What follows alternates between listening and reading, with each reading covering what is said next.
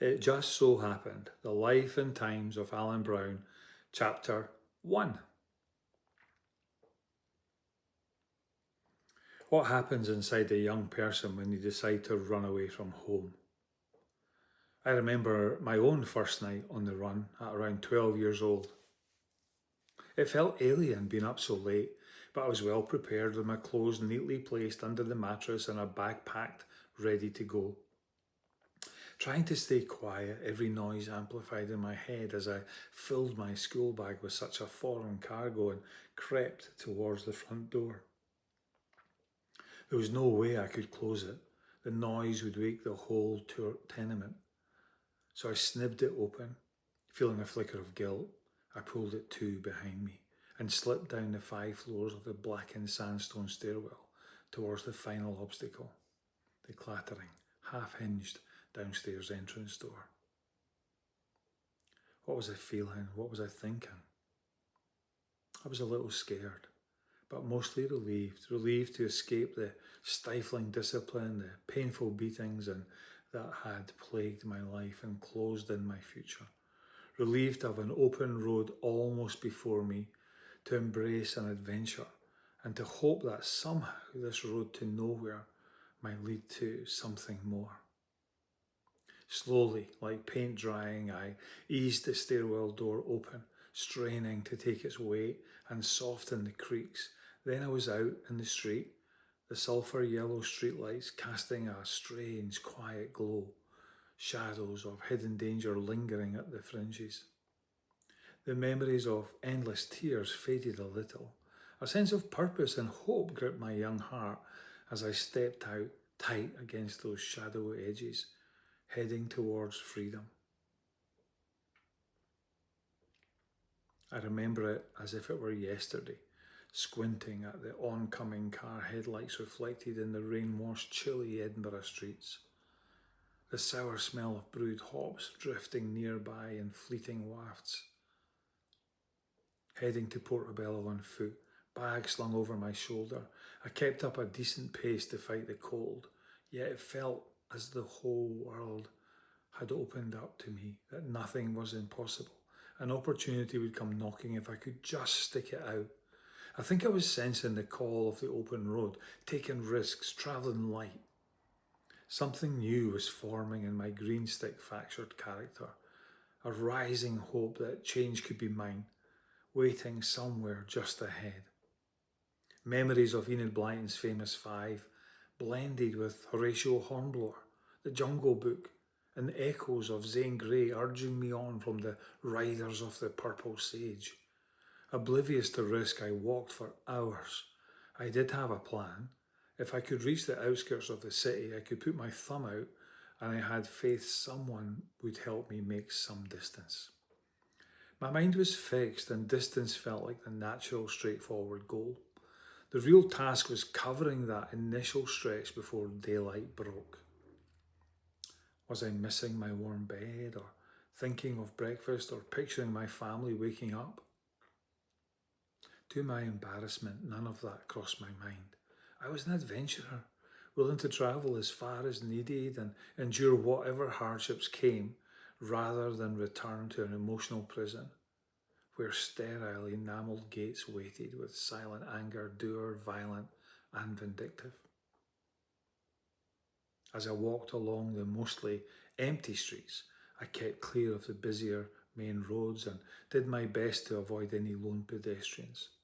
Self-conscious and aware of my own strangeness, I slipped briefly into the far-off shadows at the edge of the pavement, away from the random sweep of prowling car lights. As I walked, my mind drifted back to a past event. There were no soft focus effects or harp music, only the sound of my own breathing and the irregular pulse of distant, sporadic traffic. I was about 4 years old, sitting on the sink's draining board, feet in the basin as my dad washed me. He asked me a strange question. Is it sore? I'm fairly certain I didn't understand what he meant, but my eyes followed his gaze down to my own legs and buttocks. As I stretched to look, I remember feeling a kind of amazement at the many shades mottled across my lower back and down to the backs of my knees. Greens, blues, purples, even pinks. The colours carried a worrying depth, and yet strangely there was no real pain. So no, I answered, simply, although uncertainty echoed in my voice. He replied, pausing before saying, I think I'll use something harder in future then, maybe a shoe or a cane. Said with such a straight face and calm manner that at my young age and even now a wave of uncertainty passed through me, settling in with a shudder. I remember so clearly that I simply didn't know what to say. All night garage lights glinted in the distance, a sign of normal life, open and welcoming. A car sped past with its indicator already on, leaning towards the curb as though it wasn't sure it would make the turn. Normal life. How do I explain the disappointment that lived in my chest, the longing, the wonder at friends whose mums and dads laughed, had messy homes and open doors? I wanted to steal a bit of their family joy and hide it under my jersey, holding it close in memory if I couldn't have it in reality. Soon I reached the petrol station, watching cars and lives go about their carefree business. Doubt settled into my mind and heart. Where was it going? I hung back at the edge of the forecourt, watching, thinking, waiting, uncertain. I sensed more than understood that I was at a defining moment. Leaving the house had been easier than moving on now.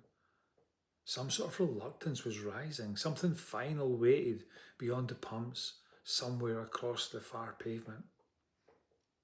A decision would be made. Hesitation reached out as if to shake my hand. It wasn't quite a stalemate, more of an impasse. A conversation churned in my head, but the words were thick and slow, making no sense. A hint of anxiety crept in. It wouldn't take much to push me into panic. For the first time, I felt the weight of my bag. I'm not sure how long I stood there, shuffling back and forth. Hesitation had invited indecision in, and they were settling comfortably.